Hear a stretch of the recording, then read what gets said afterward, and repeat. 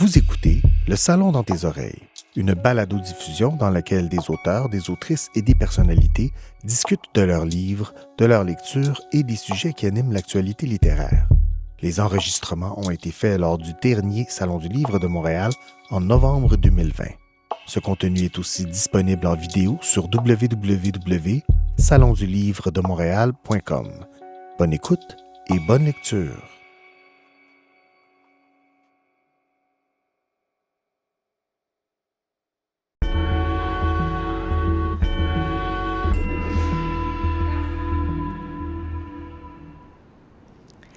Bonjour à tous et à toutes. Mon nom est Catherine Voyer-Léger et j'ai le plaisir ce soir d'animer une discussion avec trois écrivains autour de la question de l'enfance, autopsie de l'enfance. Cette rencontre a lieu dans le cadre de cette édition complètement virtuelle du Salon du Livre de Montréal et nous sommes en direct du Palais des Congrès. Je vous présente d'abord rapidement nos trois invités. Claude Champagne, bonjour. Enchanté. Claude est écrivain et éditeur. Il a publié plusieurs romans, dont un très grand nombre de romans pour la jeunesse. Oui, entre autres. Et certains romans pour adultes, dont le plus récent, dont nous allons parler aujourd'hui, qui porte sur un enfant. Est-ce que c'est vous? Je ne répondrai qu'en présence de mon avocat. Donc, c'est un roman, mais disons que les souvenirs sont tellement précis qu'on se doute bien qu'il y a des choses qui appartiennent à votre enfance, mais c'est-à-dire, je pense que la plupart des écrivains s'inspirent de la réalité. Maintenant, qu'est-ce qui reste de cette réalité-là? Tant qu'à moi, ça a peu d'importance. Ce qui est important, c'est que le lecteur, lui, pense que tout ça aurait pu, oui. que c'est vraisemblable. S'il croit que c'est vrai, mais tant mieux. Bien, on y reviendra dans quelques Mais minutes. ce que je peux dire, c'est que si vous pensez que ça n'a pas d'allure, il y a des chances que ce soit vrai. Donc, la dernière fois qu'on l'a vu, c'est au Perrette, Oui. chez Stanké.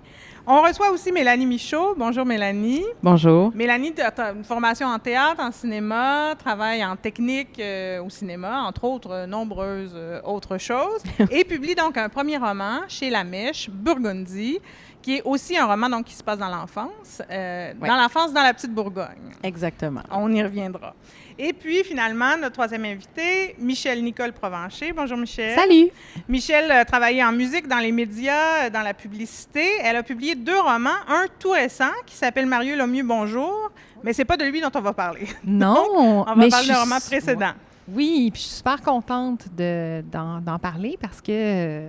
mais je ne m'attends jamais de parler de ce roman-là. Qu'est-ce que tu veux que je te dise? Donc, paru en 2018, aussi à La Mèche, et qui s'intitule « Mardi comme mardi ». Oui. Un titre fort énigmatique. On aura peut-être l'occasion d'en reparler aussi. Qui sait?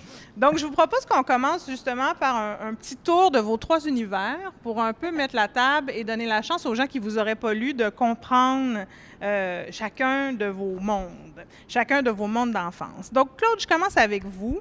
La dernière fois qu'on l'a vu, c'est au Perrette. On est à la fin des années 70, en 1978, pour être bien précis, dans l'est de Montréal.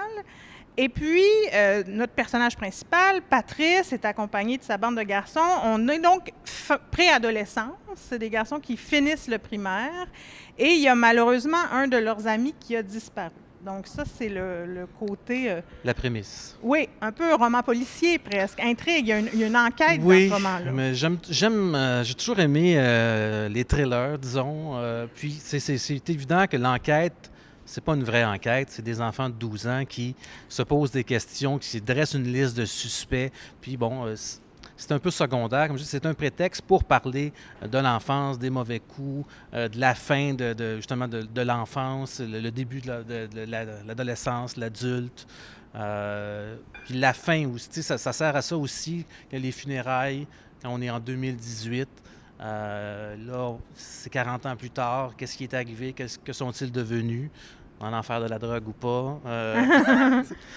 Mais vous dites que c'est un prétexte, mais moi, j'ai quand même eu le sentiment que c'est peut-être un prétexte, mais c'est un très bon prétexte parce que à travers leur liste de suspects, ça nous permet de naviguer dans leurs relations. Bien, j'essaie de faire ça comme il faut quand même. Oui, bien, on sent bien là, que vous n'avez pas fait ça sur le coin d'une table. Non. Mais tu sais, c'est comme je disais tantôt avant que ça commence, moi, j'ai besoin avant de raconter une histoire, j'ai besoin de mettre ça dans une boîte, ce que j'appelle une boîte. Alors, j'avais besoin dans quoi je vais... Toutes ces anecdotes-là, dans quoi je vais pouvoir les insérer pour que ça puisse raconter une histoire. Parce que moi, je suis quelqu'un qui aime raconter des histoires, j'aime en lire aussi. Donc, cette enquête-là, OK, oui, un enfant disparu, tu sais, parce que c'est de toujours un peu, c'est dommage, c'est un drame épouvantable, ces enfants-là qui disparaissent et souvent qu'on n'entend pas parler, qu'on ne sait pas ce qui est arrivé. Bon, je trouvais ça riche, parce que je voulais que le ton soit, qu'il y ait un fond dramatique, mais que le ton soit aussi à hauteur d'enfant. C'est-à-dire qu'on ne comprend pas, tout dans le fond, la gravité de ce qui se passe et on cherche à démêler les choses, mais avec une vision d'un enfant de 12 ans. Ouais. On va revenir sur plusieurs des aspects, entre autres le paysage culturel que vous dépeignez très bien. Mélanie, donc dans votre cas, on est plutôt dans les années 80-90. On couvre une période plus longue. Le roman de Claude est sur quelques mois très précis. Donc votre petite Mélanie évolue à la fois dans la petite Bourgogne. Il va y avoir un déménagement vers Ville-Sainte-Catherine. Pouvez-vous nous décrire un peu le contexte culturel dans lequel cette petite fille-là évolue? Moi, j'ai eu le sentiment que c'était un roman, je vais utiliser un gros mot, de classe sociale. Je vais dire ça. C'est-à-dire que j'ai vraiment l'impression que ça fait assez longtemps qu'on n'a pas lu quelque chose où on a vraiment la description d'un milieu très particulier de façon aussi fine, là. Mais oui, effectivement, il n'y avait pas tant de culture dans l'enfance de la petite Mélanie, ni même dans son adolescence. Puis c'est drôle parce qu'elle a grandi à Burgundy, petite Bourgogne. Et tu sais, aujourd'hui, on connaît le quartier comme étant le quartier qui a donné naissance à de grands jazzmen, Oscar Peterson, mais à l'époque, on ne le savait pas. On n'écoutait pas de jazz, puis on ne le savait pas. Puis on allait au parc, mais qui s'appelait le parc Terrasse Coursol, qui est maintenant devenu le parc Oscar Peterson, mais on n'avait aucune idée, tu sais. On connaissait plus Jerry Boulet que Oscar Peterson. Mais les deux sont bons, là. Mais... Et donc, c'est un contexte, disons-le, assez violent. Je pense qu'on peut... Oui, il y avait de la violence mais physique, aussi, psychologique. Mais tu sais, c'est un petit milieu, tu sais, du petit monde né pour un petit pain, là, bien des petits. Fait que c'est ça, on était... Est-ce qu'on pourrait dire rough? Admettons, moi, dans mon enfance, on aurait dit c'était rough. Oui, c'était rough. Ouais.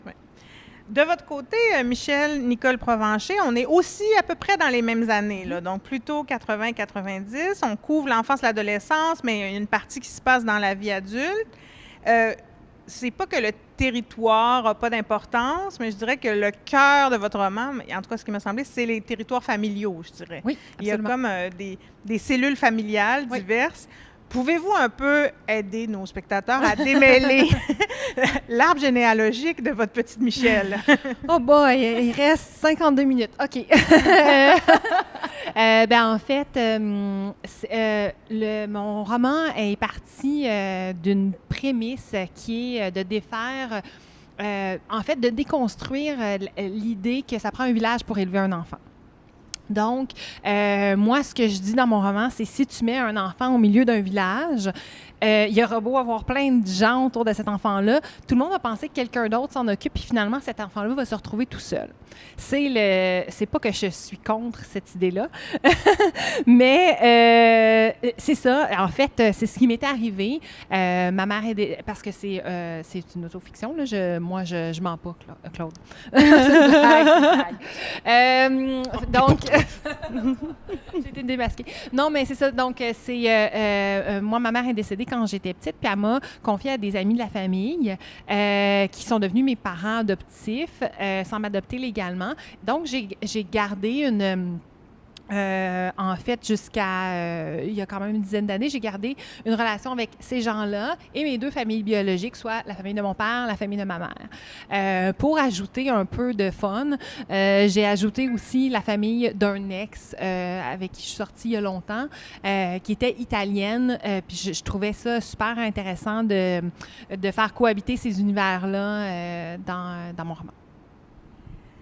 Ah oui, c'est intéressant. Je vous écoute. J'avais même pas vu la famille italienne comme étant une autre des branches, mais effectivement, il y a comme un contraste entre cette petite fille au milieu de plein de familles où personne semble vouloir prendre la responsabilité. C'est assez déchirant, en fait, dans le roman.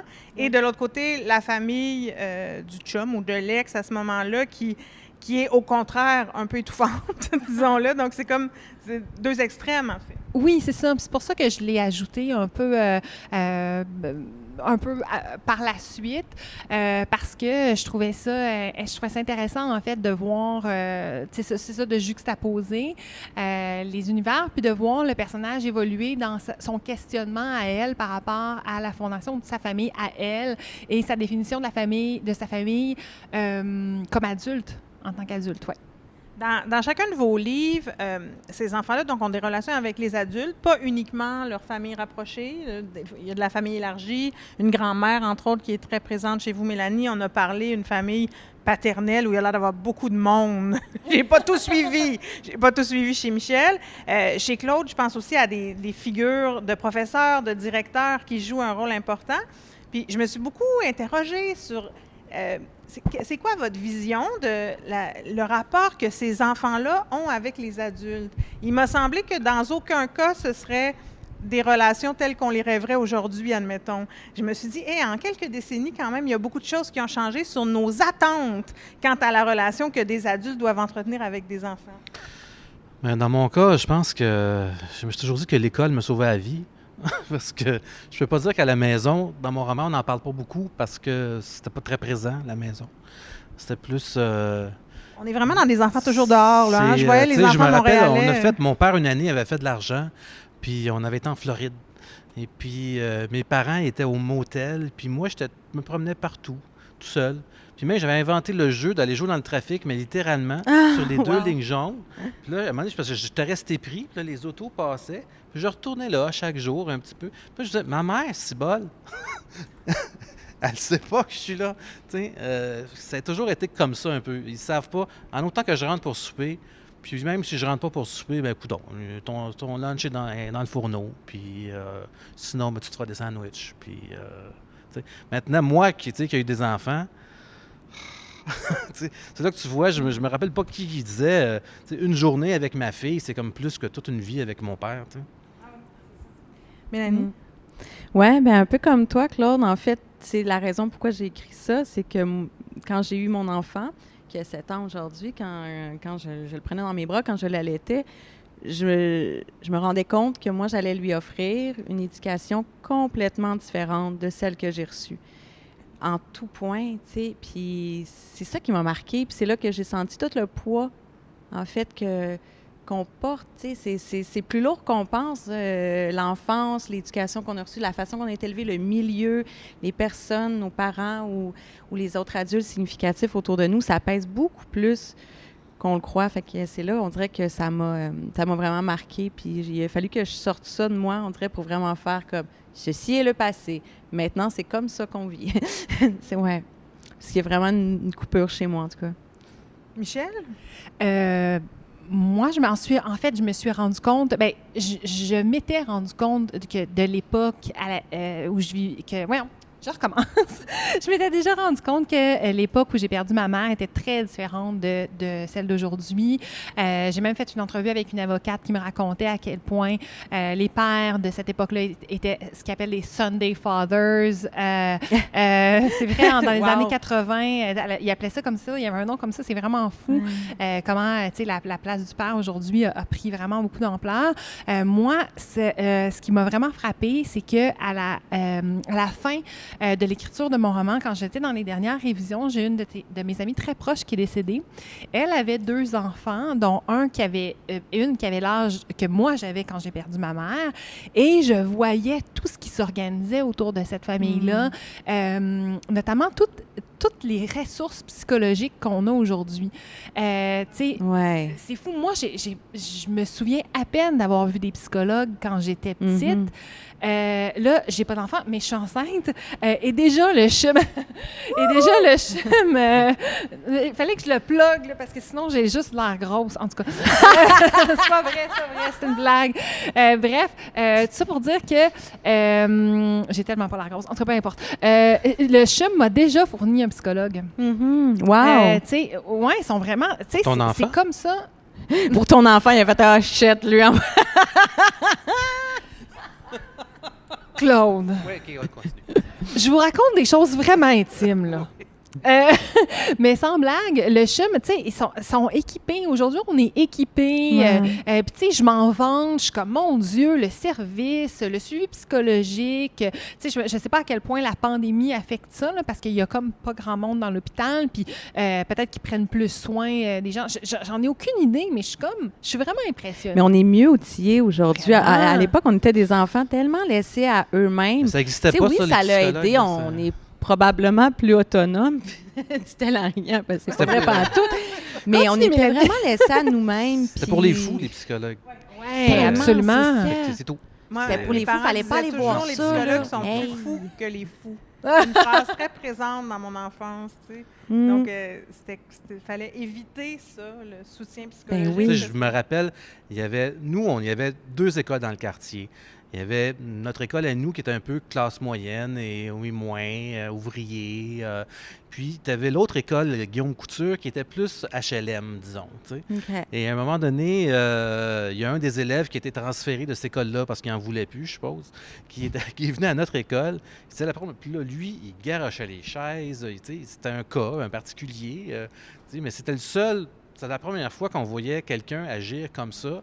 Tu sais, ma blonde est prof, puis je lui dis aujourd'hui, on dirait que ça s'est multiplié. Je ne sais pas si c'est les micro-ondes, les cellulaires ou quoi, mais il y a de plus en plus de besoins.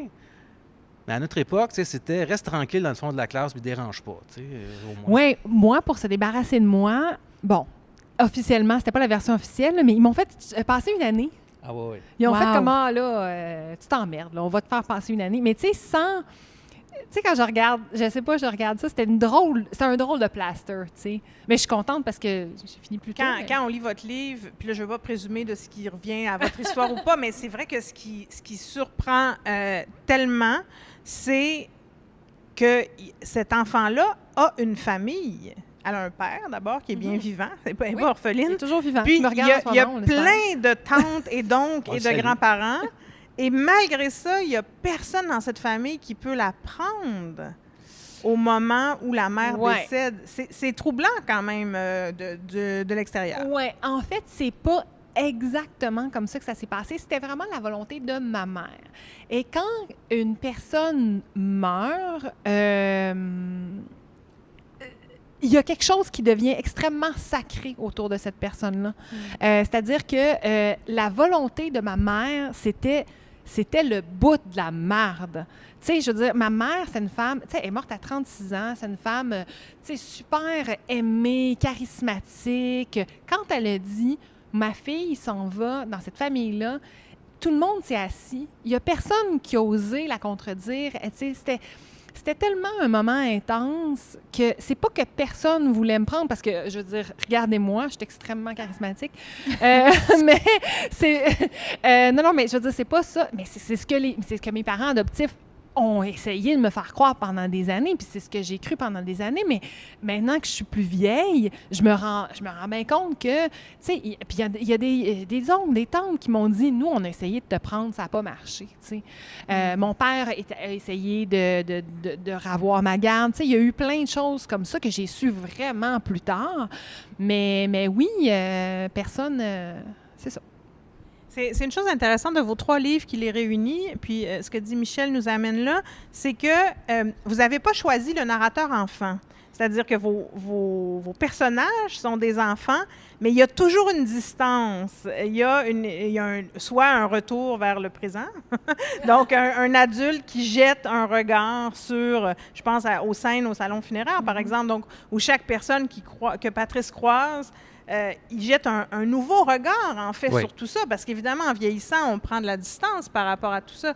C'est des choix intéressants, je trouve. Ça permet une espèce d'aller-retour dans les perceptions entre évoquer, on se rappelle comment on se sentait, qu'est-ce qu'on ressentait, puis une espèce de rationalité d'adulte qui permet de prendre une distance par rapport à des perceptions qui, évidemment, sont parfois un peu Ben, distorsionnées. tu sais, moi, j'ai choisi que la majorité quand même du roman se passe en 1978 avec la vision d'un garçon de 12 ans, en tentant, par des effets de langage, de recréer cet âge-là, cette mentalité-là, cette vision-là, et aussi cette époque-là, par des choix de mots, par le vocabulaire. Et c'est aussi, 40 ans plus tard, le personnage a 52, c'est quelque chose comme ça. là, c'est autre chose. En même temps, je voulais pas m'éloigner au niveau langagier trop parce que pour le lecteur, ça aurait fait un clash. Je voulais pas que tout d'un coup, ce soit Flaubert là, qui s'immisce dans cette histoire-là. Pareil. Je voulais que ça reste quand même du niveau d'une oralité, mais cette distance-là, 40 ans plus tard, en même temps, c'était pour moi aussi l'occasion de mettre un paquet d'anecdotes qui ne fitaient pas avec, tu sais, c'est comme les rejets, les petits cartons. J'avais ça, moi aussi, tu sais. Ma table de cuisine était remplie de petits cartons. Puis là, ceux-là, je dis, mais c'est des bonnes histoires, qu'est-ce que je vais faire? Oui, ils vont fitter. Ah, tu sais, le moyen de les faire rentrer. Puis là, ça passe, tu sais. Mais allons-y donc sur comment on construit ces récits-là. Parce qu'une des choses qui fait peut-être la caractéristique principale d'un roman de l'enfance, tantôt je parlais de culture, c'est une espèce de texture. C'est-à-dire que dans chacun de vos livres, on sent les quartiers, les lieux, on sent l'époque à travers une série de références. Ce qu'on mange, comment on est habillé, ce qu'on écoute, comment on parle, le genre de joke qu'on fait dans la cour d'école. Donc, tout ça contribue à recréer une espèce d'univers culturel.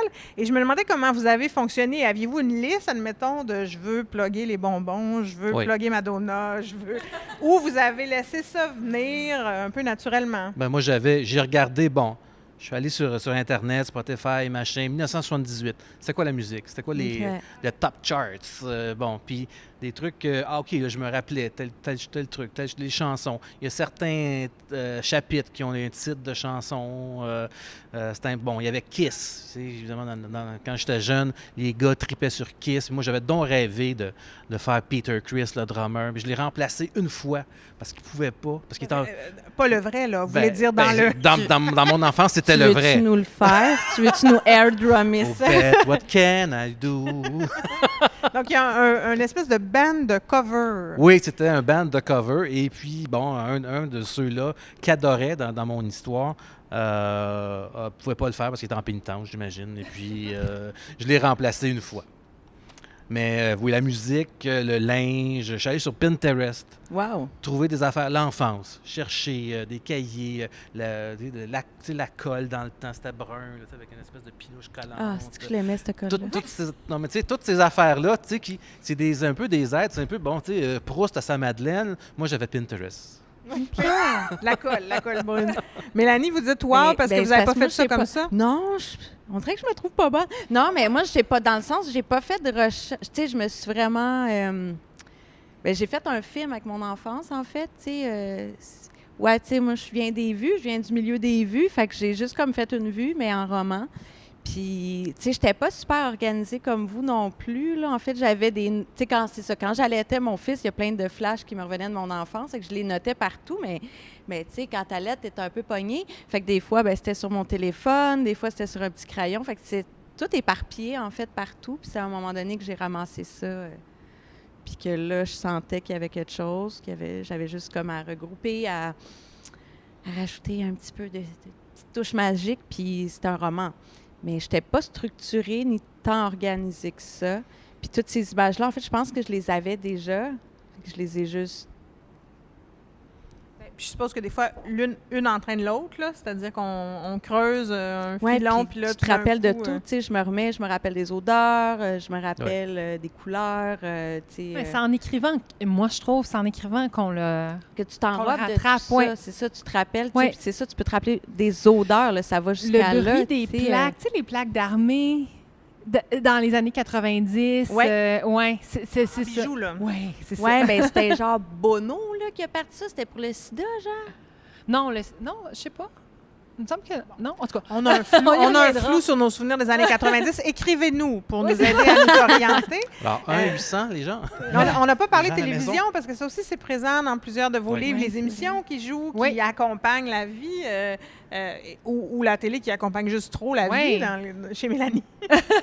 Mais pour moi, la télé, c'était le symbole de la solitude. Tu sais, c'était mon sous-sol, c'était le rêve de la fuite, c'était aussi le rêve de, tu sais, la famille de mon père, surtout, est super glamour. Tu sais, c'était le rêve aussi de faire partie de mes familles qui sont un peu plus... De traverser l'écran pour aller...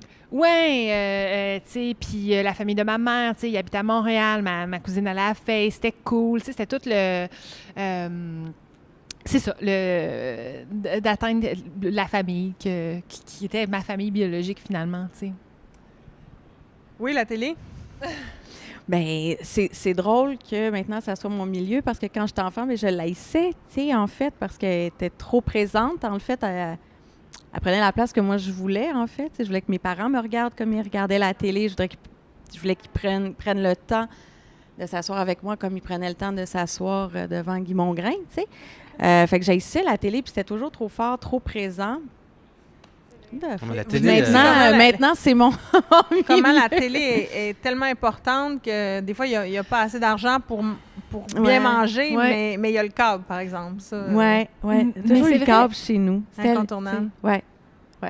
Mais c'est vrai ce que Mélanie dit parce que je trouve que moi, ça me fait capoter que les gens parlent des téléphones et des médias sociaux comme si avant, il n'y avait pas la télé. Hey, moi, je me souviens, on n'a jamais mangé en parlant chez mes parents Non. adoptifs. La télé était ouverte, mon oncle regardait la télé, puis C'est that's ça. it. Nous autres aussi, c'était C'était comme fort. ça. Ouais. Je Oui, trouve ça... c'est c'était froid. vraiment fort. Une fois, je oui, me mais rappelle, on n'en était c'était pas ma fête. conscients. C'était Oui. ma fête, puis je me suis levé, j'ai osé. J'ai fermé la télé pendant les Un nouvelles. héros. Et Mais là, je dis, ah ouais, chantez-moi bonne fête, c'est bon. Puis là, C'est- ça a fait, bon, OK. On c'est va... qu'on voulait de l'amour Bonne fête. quand même. Là. Tu sais, Puis, c'était un coup, quand ça a même... été ça. Mon père s'est levé, il a rallumé la télé, puis tu l'as eu, ta Ouais. shot? Là? Ah, ah. Mais c'est vrai que c'est troublant parce qu'aujourd'hui, on parle beaucoup de ça, contrôler les heures d'écran et tout ça. Et moi, je me dis, moi, j'enregistrais Les Filles de Caleb sur un VHS, puis je le réécoutais en boucle jusqu'au jeudi suivant. Tu sais, non-stop. J'ai fait mes devoirs devant Wow. la télé Mais toute tu mon sais, enfance. Ovila aujourd'hui. Pronovo, je veux dire. Ben oui. Et Hello. puis personne ne fait ses devoirs devant la télé. J'imagine que ça se fait plus. Moi, ma fille est trop jeune, mais j'imagine qu'on fait plus ça aujourd'hui. Je sais pas, mon fils aussi est trop jeune. Ah, ben là. Bon, écrivez-nous. Est-ce que les enfants font leurs devoirs devant la Ben, télé? ma fille, elle a 18 ans, puis OK. elle écoute Gilmore Girls en boucle. C'est comme ça, c'est comme ça, doudou. Puis Ah ouais. elle étudie devant Gilmore Girls. Puis là, moi, ça me rend fou personnellement, mais elle semble-t-il que ça la rassure. On a parlé de fuite, c'est un autre, disons, des points communs entre vos livres, c'est que vos protagonistes ont envie de s'en aller ou vont finir par s'en aller. On sent qu'il y a quand même quelque chose qui les pousse hors de ce milieu où ils sont, que ce soit Donnacona, que ce soit l'Est. Qu'est-ce qui pousse à la fuite? Qu'est-ce qui fait qu'il faut aller voir ailleurs? Ben, il n'y avait pas de cégep à Donnacona. Fait que j'étais Ah! Non, mais au-delà de ça, je supposée d'y pense aller. qu'elle serait partie. Ah! Je pense que la petite Michel Ouais. serait partie. Je suis pas C'est- sûre qu'elle serait restée à Donnacona. Oui, c'est vrai. Explorer le monde. Non, vas-y, Mélanie, t'avais l'air sur une lancée. Ah non, j'ai juste tout le temps l'air sur une lancée. C'est le café. Non, moi, c'était clair. Ben, je voulais quelque chose de mieux. Tu sais, elle n'était pas prétentieuse, là, la petite Mélanie. Là. Aujourd'hui, oui. Mais à l'époque, non. Mais c'était juste qu'elle rêvait quand même de mieux. Je voulais pas. Je détestais Petite Bourgogne. Mais quand ils partent pour Ville-Sainte-Catherine, Quand ils c'est partent pas pour vraiment Ville- mieux, en fait. Non, j'ai tout le temps détesté. Puis je déteste les deux. Tu sais, je déteste ce quartier-là de Montréal et je déteste la banlieue. Tu sais, non, j'haïssais ça. Dès que je suis allée au cégep, je suis déménagée. Puis non, c'est fini pour moi. Je retourne Moi, plus c'est là. tu sais. l'atmosphère du petit, le mot petit. Ouais. C'est Ouais. le nez pour un petit pain, petit, une belle petite jupe, on va faire un petit souper, on va faire Ouais. un petit verre. Manon Petit Guy, Manon J'avais Petit- l'impression que tout le temps Tout était était- moi, petit. c'était On n'avait pas le tranquille. droit Pour qui tu te des prends, rêves de tu te grandeur, prends pour d'être un grand. autre. C'est ça. Mon père m'a déjà dit que je te faisais le fanfaron parce que j'essayais de parler de d'autres choses. Ouais. En même Ouais. temps, c'est pas de leur faute parce que mes parents, tu sais, ils m'ont donné ce qu'ils pouvaient me donner. C'est des gens qui avaient pas beaucoup d'éducation, mais qui avaient. Ma mère avait quand même du cœur, puis Ben oui. etc. tu sais. Mais il a fallu que j'aille chercher ça ailleurs. Tu sais, c'est pour ça que quand Ouais. je disais tantôt, l'école me sauvait la vie. Mais c'est là que j'ai rencontré des professeurs qui m'ont dit, hey, toi, t'es bon. Toi, tu pourrais faire ça. Oui, ben découvrir tu sais, les arts, d'autres ça a choses, tellement les été arts, comme pour moi, je suis comme, OK, mais ceci existe, on a le droit de faire ça. Ouais. Je veux faire ça, tu sais. C'est sûr que peut-être nos parents ne nous prenaient pas au sérieux parce que c'est pas leur milieu, puis parce qu'ils Non. tu sais, Ah, ça a ils été nous long, aimaient hein. aussi d'une Ça- certaine ouais. façon. Ils voulaient pas qu'on se plante, mais donne-moi la chance de me planter. S'il te plaît, ça va Ouais. déjà être mieux que ce que je vis, tu sais. Ah, moi, je Ouais. remercie ma prof de secondaire 4, je pense, Nicole Méalin. Tu sais, elle trouvait que j'écrivais des beaux poèmes. C'était poche.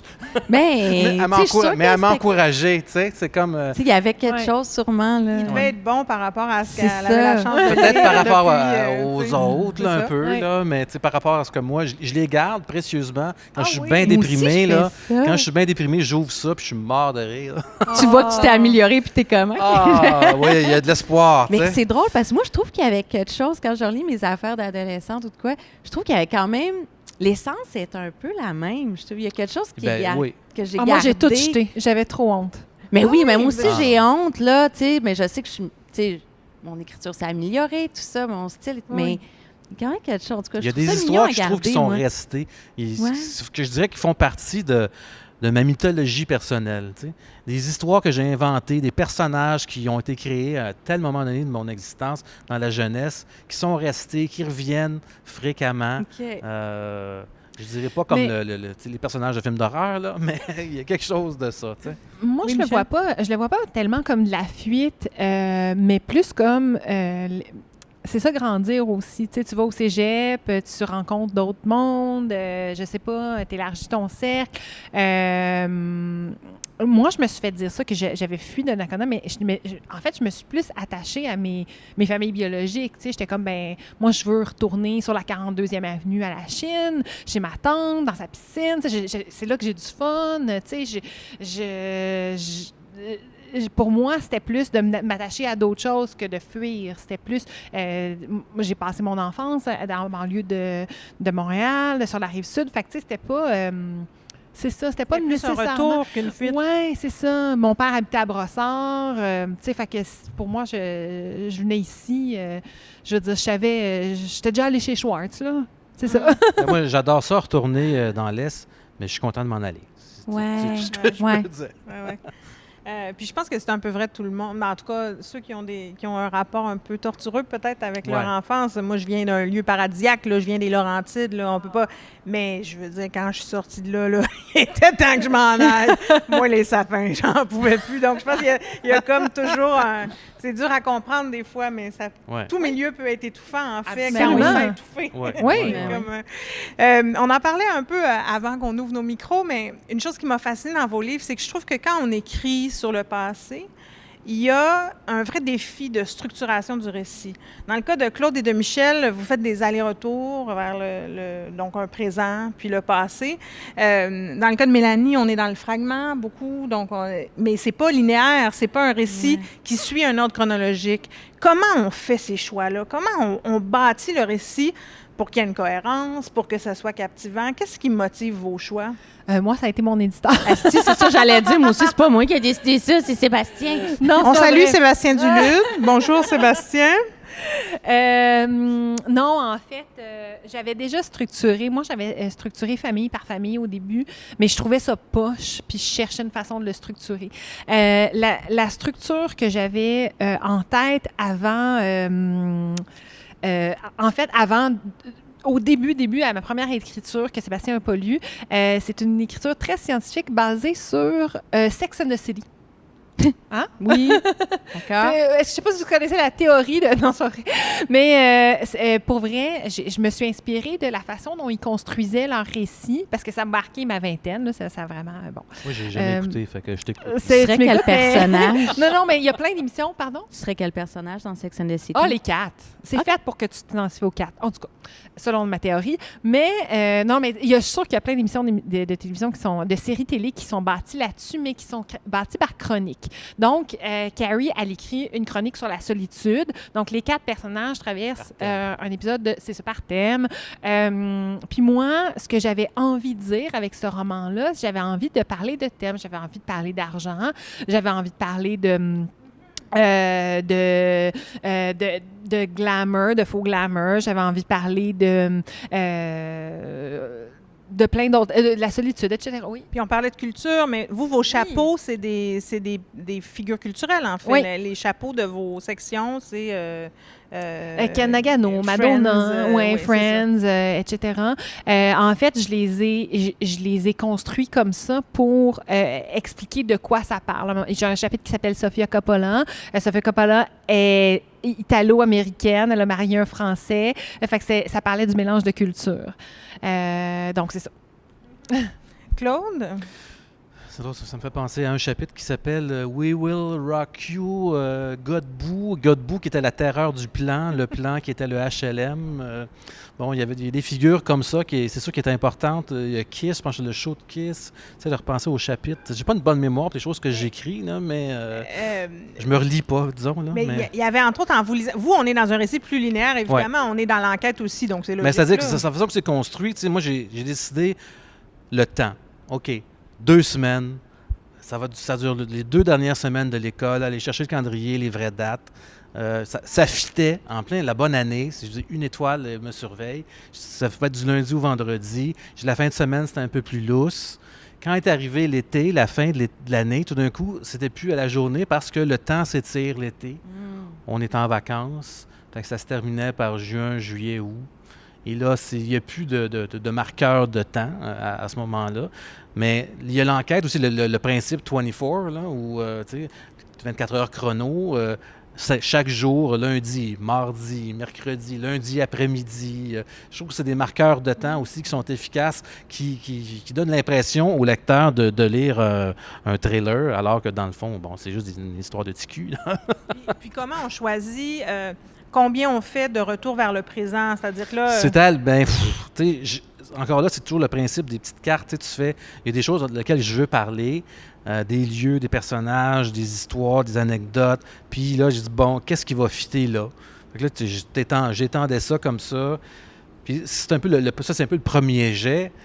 Toute ton histoire est devant toi, puis tu dis, bon, je peux prendre celle-là, je vais le mettre là, je vais le mettre là. Fait que tu bouges un peu tes cartes, puis là, tu dis, voilà, là, j'ai mon premier jet qui est pas écrit, mais en tout cas, le squelette est assez solide, même si, au cours d'écriture, le début, j'aimais pas ça, il y a quelque chose qui m'achalait, c'était pas ça. Puis finalement, j'ai comme j'ai rechangé les affaires de place. Puis ça, j'adore ça, faire ça. Parce que quand tu es rendu là, c'est que ton histoire est solide. Tu sais. C'est comme un travail de mayonnaise. Là. Oui, j'aime beaucoup plus réécrire que écrire, dans le fond. Ça, c'est rare quand même qu'on entend dire ça, non? Je suis pareil. En fait, c'est ma déformation. J'étais chargée de projet j'étais gestionnaire en marketing culturel avant d'écrire. Puis moi, j'ai besoin d'un deadline, j'ai besoin de travailler, j'ai besoin de sentir que je fais quelque chose. Puis quand tu écris, quand tu écris ton premier jet, c'est comme, t'as pas vraiment de deadline, je sais pas. C'est sûr que moi, j'ai un plan, puis tu sais, je me dis, bon, j'essaie d'avoir un nombre de mots par jour plus ou moins objectif. Même si je le rencontre pas, demain, j'en ferai plus. Oui, puis c'est la satisfaction aussi de relire quelque chose, puis tellement mieux que... Il y a moins de fautes. Oui, c'est ça. Ça pourrait être éternel, là, en même temps, il faut lâcher prise, là, mais j'adore ça. T'sais. J'ai l'impression que ça devient mathématique à ce moment-là. Puis là, c'est quelqu'un d'autre qui s'empare de mon livre. Puis là, c'est comme si je faisais le travail d'éditeur, finalement. Donc, Mélanie, je le disais, votre livre est en fragments, des chapitres... assez court, je ne sais même pas si on peut dire des chapitres, des fragments. Puis, mais il n'est pas linéaire, il aurait pu l'être, mais il y a des allers-retours. À un moment donné, on s'en va à Ville-Sainte-Catherine, on revient vers la petite Bourgogne. Comment tout ça a été construit? Bien, c'est ça. Écoute, moi, j'avais fait ça un peu de façon chronologique, toutes ces petites anecdotes-là, de l'enfance, l'adolescence. Puis, c'est ça, c'est Sébastien Duluth, c'est la maison d'édition qui a vraiment apporté un travail. Tu sais, moi, j'ai toujours dit que, moi, je suis bien bonne pour inventer des histoires, mais faire un livre, c'est quand même la job de la maison d'édition, tu sais. Puis c'est ça que Sébastien a fait. Puis c'est lui qui a fait comme, ça serait le fun que ça soit mélangé. Puis là, j'ai essayé, moi, d'être structurée comme eux autres. J'ai fait des petits cartons avec chacun des titres de mes chapitres. Puis là, j'ai pitché ça dans les airs de même en me disant peut-être la vie, la chance, puis je l'ai ramassé, puis ça marchait pas pantoute. Fait que je sais pas, on a gossé un peu, moi puis Sébastien, puis maintenant on a trouvé, tu sais, ensemble. Mais ouais, c'est lui, tu sais, qui a fait de cette histoire-là un livre aussi, là. Je suis pas si structurée, moi. Genre, j'ai pas... Mais je pense pas qu'il y ait, en tout cas, pour en raconter. J'en ai besoin. Il n'y a pas de structure, je vois la seule nécessité. façon de faire. C'est ça, c'est sûr qu'on en a besoin de structure, sinon ça donne des romans en poche, on le sait très bien. Mais je suis moins bonne, moins d'expérience peut-être, je sais pas. Peut-être que... T'es-tu meilleure à ton deuxième? Mon deuxième est plus linéaire. Je l'ai brisé puis je l'ai refait. Mais moi, avant d'écrire mon roman, j'ai fait l'INIS, où la structure, c'est à peu près la seule affaire que tu apprends. Là. Fait que on dirait que je l'ai fait en réaction, peut-être. C'est pour ça que j'ai brisé ma structure. Puis après ça, non. C'est pour ceux qui ne connaîtraient pas ça, qui est une école de scénographie. Mais c'est dans scénarisation. Moi, je l'ai fait. C'est le faire en scénarisation. Moi, j'ai fait l'École nationale du théâtre surtout en quand tu as écriture. Jeannette Bertrand comme prof, je te dirais. Oui, mais tu sais, on veut que on te forme à écrire de telle façon. J'imagine que les gens qui ont fait l'UQAM ou whatever, aussi, ils ont appris avec tel prof, telle façon de penser. Puis ça paraît parce que leurs livres se promènent dans cet univers-là. Ils sont encarcanés encore un petit peu dans cet univers-là, alors que des auteurs qui ont peut-être moins fréquenté les écoles sont peut-être un style plus libre. C'est difficile de sortir de l'école. Moi, ça m'a pris longtemps avant que j'entendais mes profs dire telle affaire dans ma tête, puis tout ça.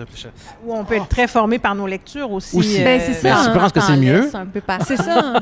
Moi, c'est en apprenant à le faire que j'ai eu envie de casser la structure. Parce que là, je savais ce que je faisais. Je savais comment la briser. Parce que, tu sais, des fois, tu entends des gens dire « je vais réinventer telle affaire ». Non, tu réinventes pas. Tu sais juste pas comment ça marche. Ouais. Oh, wow. Fait que...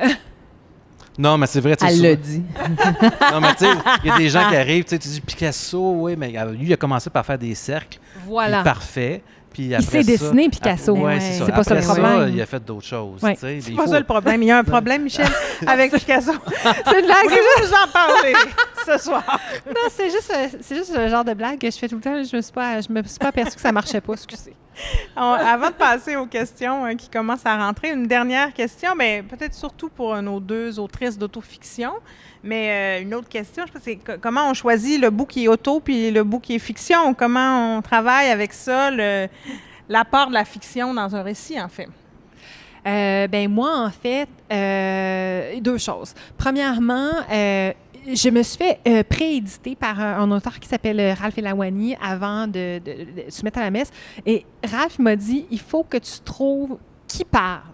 Oui, je sais que c'est toi, mais c'est toi comment? Et là, je me suis dit, OK, ça va être moi, vers 28 ans, je travaille à telle place, je m'habille de telle façon, tu sais, pour écrire quelque chose qui était cohérent. Parce que moi, tu sais, je veux dire, j'évolue. Ça prend comme une posture, un point de vue. Une posture, exactement, un point de vue. La deuxième chose que j'ai faite, c'est que je me suis commis à une histoire. Tu sais, il y a beaucoup de gens qui m'ont dit, « Hey, c'était pas facile ta vie! » Mais c'est pas, tu sais, oui, il y a à peu près 85% de part d'autofiction, mais je me suis commis à raconter les pires bouts. Tu sais, même mes parents adoptifs, la famille de ma mère, la famille de mon père, il y a des gens qui ont fait des choses extraordinaires pour moi, mais c'est un livre. Et je me suis commis à l'écrire de cette façon-là. Puis au début, je me suis mis à faire de la recherche. J'étais comme, OK, ça s'est-tu passé comme ça? Puis j'ai fait, non. Je fais pas un documentaire sur ma vie. Là, je veux dire, ça intéresserait personne. Je suis pas Céline Dion. Je veux écrire un livre qui se tient puis qui est dans une certaine posture. Mélanie? Oui, un peu de... C'est ça. Tu sais, je pense pas que nos vies, tu sais, comme ça, seraient intéressantes. Donc, moi aussi, c'est ça que j'ai fait, c'est que j'ai raconté une histoire pour divertir les gens. Fait que, tu sais, oui, il y a des parties qui sont vraies, il y a des parties qui sont pas vraies, il y a des parties qui sont arrivées à d'autres personnes, il y a des parties qui sont complètement inventées. C'est l'affaire que j'ai juste exagéré. Tu sais, j'en ai juste... Je suis partie, oui, de mon enfance, mais... J'ai voulu offrir une histoire divertissante. Donc, c'est sûr que tu n'as pas le choix d'inventer des petits bouts. Oui, puis à un moment donné, il faut que ça marche. Là, je veux dire, on n'était pas pour faire un livre de 600 pages, je veux dire. Ben non, c'est ça, on choisit. C'est pour ça que je sais pas si c'est... Tu sais, moi, j'ai toujours dit que c'est un roman, mais tout de suite, on me dit, c'est l'autofiction. Je suis comme, OK. C'est l'erreur que certains font, c'est de dire, oui, mais c'est vrai. Oui, mais c'est plate. Mais c'est ça. Il faut que ça soit bon. J'ai souvent trouvé le réel est d'une complexité sans nom, en fait. Il y a tellement de gens impliqués dans nos vies que quand tu essaies de raconter en disant vraiment, là, j'ai croisé telle personne, à un moment donné, tu te dis, ce serait peut-être mieux que je mette 3 personnes en une. Là, ça va comme... Ben oui, tellement. Tout ça, ben oui, c'est plus intéressant. Ouais. Bon, le public nous parle. On a des questions. Plusieurs questions. Oh là là. On va commencer par une célibataire. On va commencer par une question sur votre processus d'écriture. En fait, on nous demande si le processus d'écriture est différent selon l'époque dans laquelle se passent vos récits. C'est-à-dire, est-ce que c'est plus facile de créer un univers qui a lieu dans le passé ou dans le présent? Est-ce que vous trouvez ça plus difficile de rendre compte de votre contemporain, finalement, ou de votre passé? Ben moi, je dirais mon passé. Pour bien détailler comme ça, en faire une histoire là, de plusieurs pages, ouais. Le passé, ben, j'ai du recul, fait que je peux me permettre beaucoup plus de liberté, justement, d'inventer ou de... ouais, j'ai le recul, j'ai le détachement nécessaire, le détachement émotif. Fait que, puis pour le présent... Il faut tellement nuancer en plus là, aujourd'hui et tout ça que non, j'ai Facebook au pire. Le présent, ouais, je sais pas. Mais le passé a macéré plus longtemps. Ouais. Il y a ça, tu sais, ça fait longtemps que c'est là. C'est comme un spring que tu craignes depuis des années, puis que tu polis, et puis c'est ce que tu huiles, et puis à un moment donné, quand c'est prêt à sortir, c'est plus facile. Le présent, c'est peut-être trop teinté du présent, aussi niaiseux que ça. Ouais. Tandis que le passé, il y a eu un avenir à ce passé-là, à un moment donné, qui s'est transformé. Je ne sais pas si vous me comprenez, là. On comprend. Moi, j'aurais de la misère à écrire sur un passé pas réglé, tu sais. Passé réglé, c'est toi, ça, le passé. Non, mais tu sais, moi, j'ai fait des thérapies, tu sais, c'est loin pour moi-même, la relation avec mon ex dont je parle dans le livre, tu sais, c'est vraiment loin pour moi. J'aurais de la misère à parler. Pourtant, je l'ai fait dans Mario Lemieux, j'ai écrit à propos de mon ami qui est décédé, mais tu sais, c'était différent, c'était plus un hommage, c'était pas quelque chose qui était... je sais pas. Mais non, pour moi, c'était pas une thérapie, donc c'était d'écrire. Donc, j'avais plus de facilité à écrire parce que c'était très loin. C'est intéressant ce que vous dites. En vous écoutant, je me dis, c'est vrai que le passé est déjà un peu un récit dans notre tête, parce qu'on s'en fait une histoire, en fait. Donc, il y a déjà comme un espèce de travail, d'élagage qui s'est fait. On se rappelle pas de tout. Donc, il y a comme une partie du travail de mise en fiction qui est fait naturellement. Le passé n'est pas le même pour tout le monde parce que il y a des occasions où je me rappelle d'une convention d'amis du secondaire, puis ils me racontaient des histoires, puis ils parlaient de moi, j'avais aucun souvenir. Ça avait l'air le fun, mais j'en ai aucun souvenir de cette mon affaire-là, grand frère, c'est la première personne à qui j'ai fait lire mon manuscrit, là, puis lui, il se rappelait pas. Tu sais, lui, il peut pas dire qu'est-ce qui est vrai, qu'est-ce qui est pas vrai, parce qu'il a pas du tout les mêmes souvenirs. Pourtant, on a juste 2 ans de différence, c'est notre enfance, tu sais. Mais lui, pour lui, c'est tout inventé. Fait que je suis comme, ouf, d'accord. Un peu dans le même ordre d'idée, on nous demande s'il y a une certaine nostalgie qui est liée à l'écriture de l'enfance. Pas pour moi. Non plus, pas pour moi non plus. Hey, les années 90, c'était pas très riche culturellement. Hein? Ben, ça dépend. Ça dépend. Il y a quand même eu Nirvana et l'album Dookie de Green Day, qui est quand même une merveille. Fin 90, Fait que, tu sais. Mais moi, je suis plus vieux, fait que c'était plus le fun. Ben, c'est encore drôle. Moi, je trouve que dans les années 80, tout était lettre. Tout était lettre. Ben, c'est sûr que je vais juste chercher un costume de bain, puis il y avait juste des fluos. Ça, je me rappelle de ce traumatisme-là. Mais non, mais on ne plus dira jeune, pas fort, mais ça revient à mode. Les années 70, je trouve qu'on avait une plus grande permissivité, qui s'amoindrit avec le temps. Bon, j'avais vu un dessin sur Facebook, quelqu'un montrait les enfants éloignés de la maison en 1940, ils avaient comme 10 km, puis plus ça va, plus ça se rapproche. Il y a de ça. C'était plus punk. Il y a quelque chose de plus punk. Mais c'est vrai qu'en tout cas, on ne sent pas de nostalgie dans vos récits. Peut-être un peu plus chez Claude, dans le sens où on est beaucoup, là, justement, on sent qu'il fait beau, il fait chaud, les vélos. Il y a une communauté des enfants qui est quand même plus présente que dans vos récits, Mélanie. Mais moi, j'ai aimé ça être enfant. Je peux pas dire que c'était que la famille et tout ça, c'était super, mais j'ai aimé être enfant parce que je pouvais faire ce que je voulais.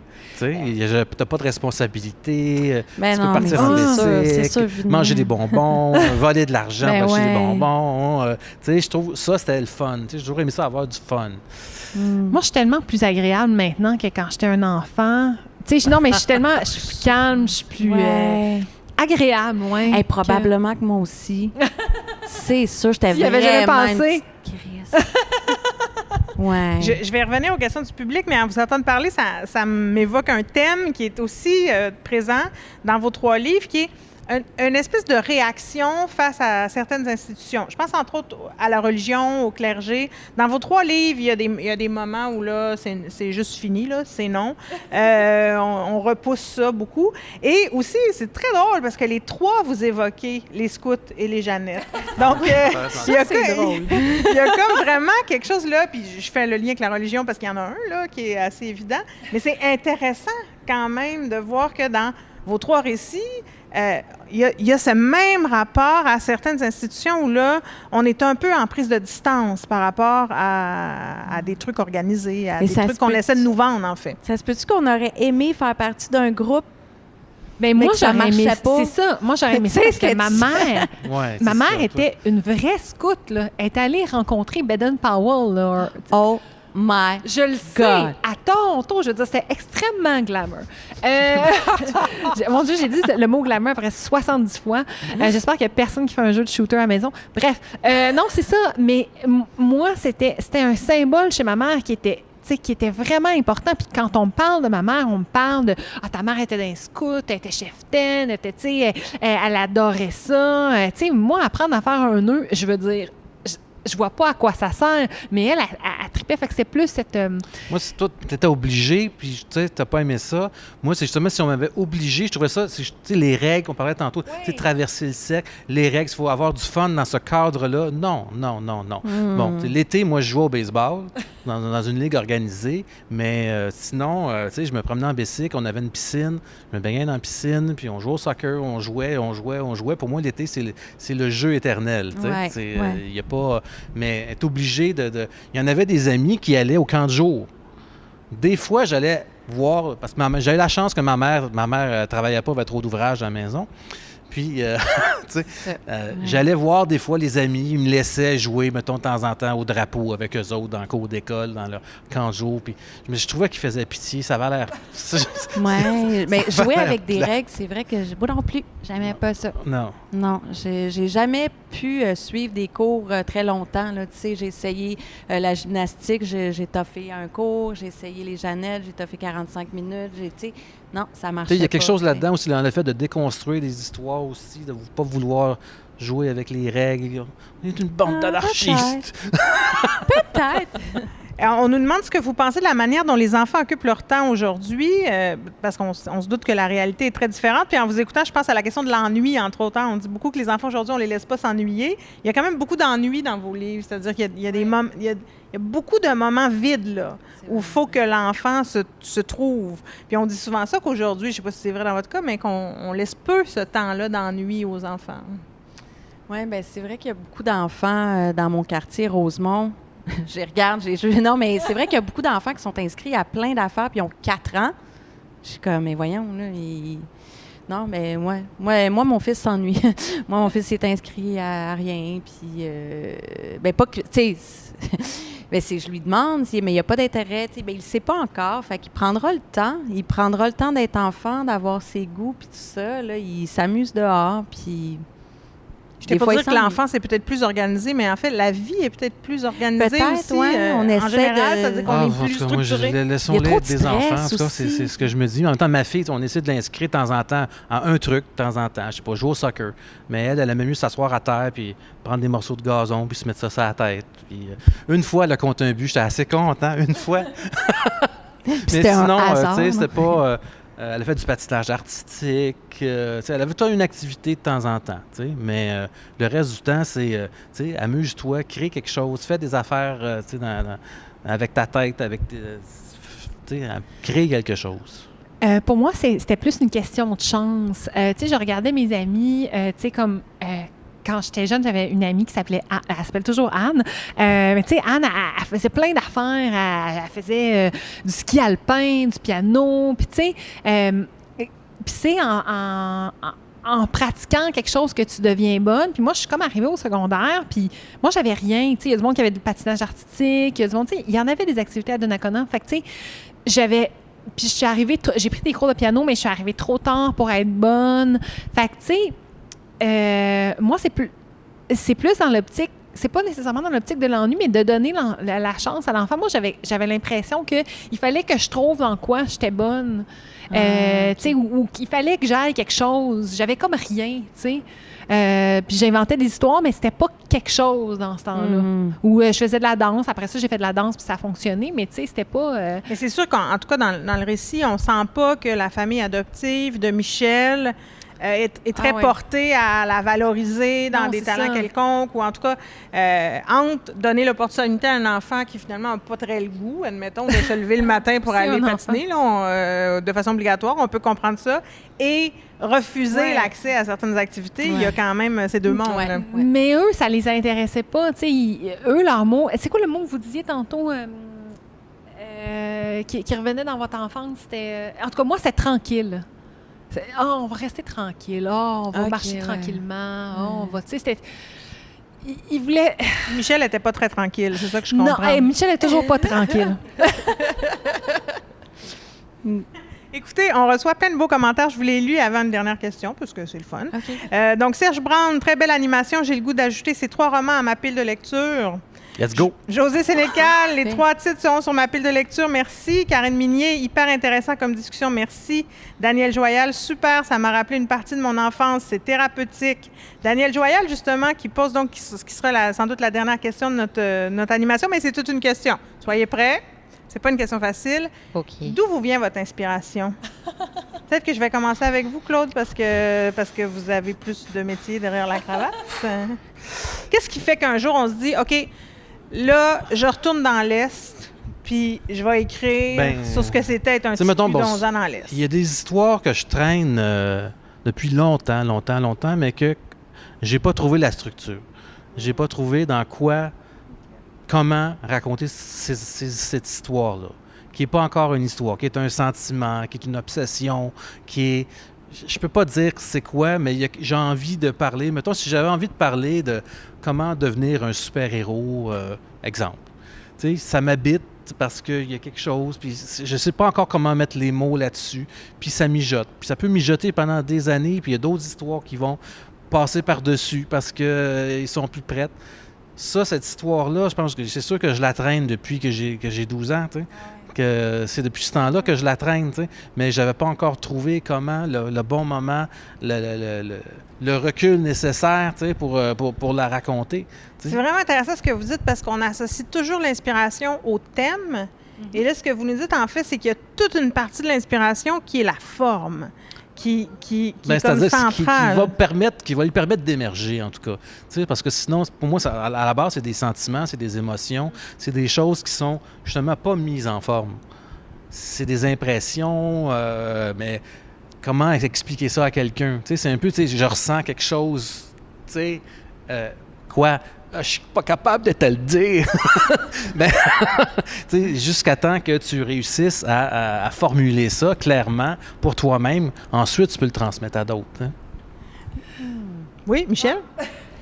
Daniel. Non, mais... C'est à ton tour, vas-y. Tu peux y aller. Non, j'ai rien à dire. Vas-y. Daniel.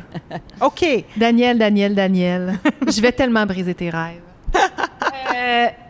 Pour moi, l'inspiration, c'est presque un mythe. Ça, j'ai appris ça en travaillant en publicité. Hey! C'est bizarre, mais c'est là que j'ai appris que travailler... Non, je fais de la conception, rédaction publicitaire et j'ai appris que d'écrire, c'est un métier. C'est un travail. Ouais. Quand il faut que tu trouves une idée en pub, tu bookes du temps dans ton agenda puis tu fais un brainstorm.